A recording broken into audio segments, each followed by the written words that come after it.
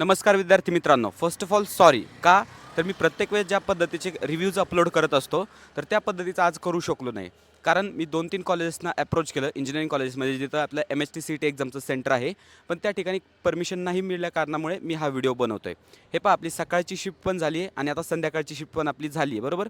तर आता मी काय केलं की मुलांना प्रत्यक्ष तिथं बोललोय कॉलेजवर किंवा कॉलवर बोललोय. त्याच्यानंतर आमचे ऑफलाईन क्लासेस आहेत सह्याद्री ट्युटोरियल्स, तिथं पण मुलांशी कॉन्टॅक्ट केला आहे आणि त्यानुसार मी ॲनालिसिस केलं आहे.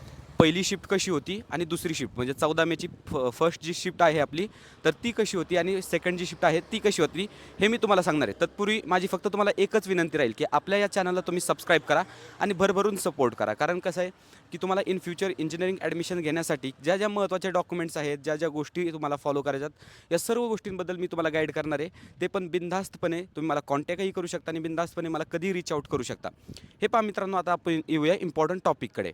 आपली जी सकाळची शिफ्ट होती 9 ते 12 14 मेची जी पहिली शिफ्ट होती, तर ती थोडक्यात जर सांगायचं म्हटलं तर एक मॉडरेट लेवलची शिफ्ट होती. आता मॉडरेट का म्हणतोय मी, तर ज्यावेळेस मुलांशी मी प्रत्यक्ष बोललो तर फिजिक्स, पहिले आपण फिजिक्स या सब्जेक्टवर बोलूया. तर फिजिक्स कसं होतं, फिजिक्स थोडंसं काय एक मॉडरेट टू डिफिकल्ट लेवलचं म्हणू शकतोय आपण.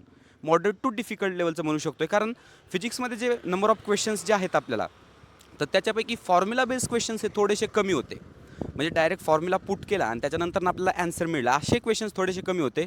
मग त्यासाठी आपल्याला काय वेगवेगळ्या ट्रिक्स यूज करायला लागत होत्या किंवा 2 फॉर्म्युलेज एकत्र करायला लागून थोडंसं ॲनालिसिस करायला लागत होतं. मग याच्यामुळे काय झालं की मुलांचा टाईम जास्त गेला. त्याच्यामुळे फिजिक्स आपण एक मॉडरेट टू डिफिकल्टमध्ये कन्सिडर करू शकतो शिफ्ट 1चं. त्याच्यानंतरनं जर आपण केमिस्ट्रीचा विचार केला शिफ्ट 1चा, तर केमिस्ट्री हे इझी होतं. डायरेक्ट एका भाषेत एका शब्दात सांगतो, केमिस्ट्री इझी होतं. Line to line questions direct as it is आले होते टेक्स्टबुकमधनं. त्यानंतर टेक्स्टबुकमध्ये जे आपले डू यू नो वगैरे हे जे कॉलम्स असतात ना, तर त्यातील क्वेश्चन्स जास्त आले होते.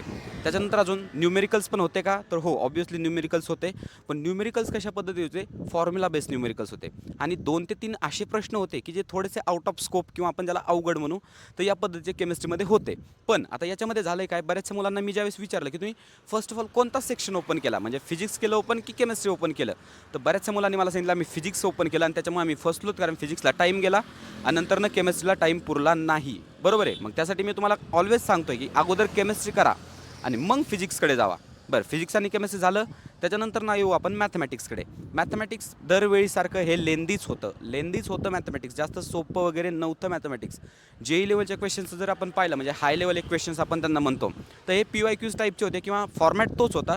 क्वेश्चन्स वेगवेगळे होते आणि महत्त्वाचं म्हणजे काय, एक 4 ते 6 असे क्वेश्चन्स होते की जे थोडेसे ट्रिकी होते. त्याच्यानंतर बाकीचे जे काही क्वेश्चन्स होते तर ते एक मॉडरेट लेवलचे म्हणू शकतो आपण. इंटिग्रेशनच्या सम असतील, त्यानंतर लिमिट्स कंटिन्युटीच्या सम असतील, त्याच्यानंतर वेक्टरचे काही प्रॉब्लेम्स असतील, तर हे कसे एक मॉडरेट लेवलचे होते. आणि इझी लेवलकडे जर गेलो आपण, काही क्वेश्चन्स होते, 10 ते 12 क्वेश्चन्स असे होते मॅथ्समध्ये की जे अतिशय सोपे होते. ओके, मी हा टॉपरचा एक इंटरव्ह्यू घेतला, त्यासोबत बोललो, त्याच्यामुळे त्यांनी मला सगळं सांगितलं हे की इझी लेवलचे म्हणजे कसं, मॅथमॅटिकल लॉजिक असेल, त्यानंतर प्रोबॅबिलिटी डिस्ट्रिब्युशन, बायोनॉमियल डिस्ट्रिब्युशन, किंवा आपण एक अंदाज लावून सुद्धा तो क्वेश्चन अटेम्प्ट करू शकत होतो, या पद्धतीचे होते. पण याच्यामध्ये काय, तर 50 क्वेश्चन्स हे 90 मिनिटात सोडवायचे, ते पण पहा कसे क्वेश्चन्स आहेत आपले. मग त्याच्यामुळे टाईम मॅनेजमेंटमध्ये कुठेतरी प्रॉब्लेम येतोय मुलांना, बरोबर आहे. मग यासाठी मी तुम्हाला अजून काय कल्पना देईन मॅथमॅटिक्समध्ये, की जे इझी क्वेश्चन्स आहेत किंवा मॉडरेट लेवलचे आहेत, तर ते लवकर आवरा आणि त्याच्यानंतर जे हार्ड क्वेश्चन्स राहिले त्याच्यावर आपल्याला फोकस करायचा आहे. मग एकंदरीत जर पाहिलं तर फिजिक्स मॉडरेट टू डिफिकल्ट सांगितलं, केमिस्ट्री इझी सांगितलं आणि मॅथ्स लेंदी होतं, म्हणजे थोडक्यात मॉडरेटच कन्सिडर करू आपण. प्रत्येक शिफ्टसारखंच आपलं हे मॅथ्स होतं. मग ओव्हरऑल जर पाहिलं तर ना, एक मॉडरेट टू थोडीशी डिफिकल्ट, जास्त नाही. आपली फर्स्ट अटेम्प्टला जी 13 एप्रिलची सेकंड शिफ्ट होती त्याच्या एवढी नाही, ती one of the most difficult shift होती. पण ही एक मॉडरेट लेवलची शिफ्ट होती पहिली शिफ्ट सकाळची. बरं, आता येऊया सेकंड शिफ्टकडे. सेकंड शिफ्टमध्ये जास्त काय चेंजेस होतात का, तर नाही, अजिबात नाही. सेकंड शिफ्ट ही ॲज अ पर पहिल्या शिफ्टसारखीच होती, पण त्याच्यामध्ये की चेंजेस आपल्याला काय पाहायला मिळाले थोडेसे मॅथ्स ज्या पद्धतीचे मी तुम्हाला सांगितलं की याच्यामध्ये इझी क्वेश्चन्स होते पहिल्या शिफ्टमध्ये, पण सेकंडमध्ये थोडीसं डिफिकल्टी लेवल मॅथ्सची इन्क्रीज झाल्यासारखी वाटली मुलांना. ओके, आता हे व्हॅरी होऊ शकतं स्टुडंट टू स्टुडंट. तुम्हाला इझी वाटू शकतं कारण तुमचा अभ्यास चांगला झाला असेल, मी ज्या स्टुडंटला विचारलं त्याचं मत वेगळं असेल, त्याच्यामुळे व्हॅरी होऊ शकतं. पण एक ज्यावेळेस मी 4-5 स्टुडंटला विचारतो त्यावेळेस मी तुम्हाला कन्क्लूड करून हे सांगतोय, बरोबर आहे. मग मॅथ्स जर थोडं पाहिलं तर डिफिकल्ट होतं, केमिस्ट्री लाईन बाय लाईन होतं, केमिस्ट्रीमध्ये कोणतंही असं हार्ड नव्हतं. आणि फिजिक्स जर पाहिलं तर फिजिक्ससुद्धा थोडंसं एक मॉडरेट लेवलचं होतं. पण पहिल्या शिफ्ट एवढं फिजिक्स स्ट्रॉंग नव्हतं इथं थोडंसं एक कमी शिफ्टमध्ये होतं. किंवा थिअरी क्वेश्चन्स, एका मुलांचं म्हणणं होतं की थिअरी क्वेश्चन्स हे जास्त आले होते, त्याच्यामुळे त्याला थोडंसं इझी गेलं. बरोबर आहे. मग एकंदरीत जर पाहिलं तर ही शिफ्ट देखील मॉडरेट होती, म्हणजे दोन्ही शिफ्ट आपल्या मॉडरेट होत्या.